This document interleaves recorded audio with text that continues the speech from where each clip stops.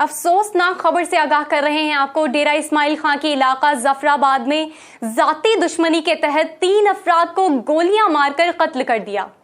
मरने वालों में बाप, बेटा और भतीजा शामिल हैं। मुल्जिमान कत्ल करके फरार हो गए। इसी पर देखते हैं डीएनएन की ये रिपोर्ट।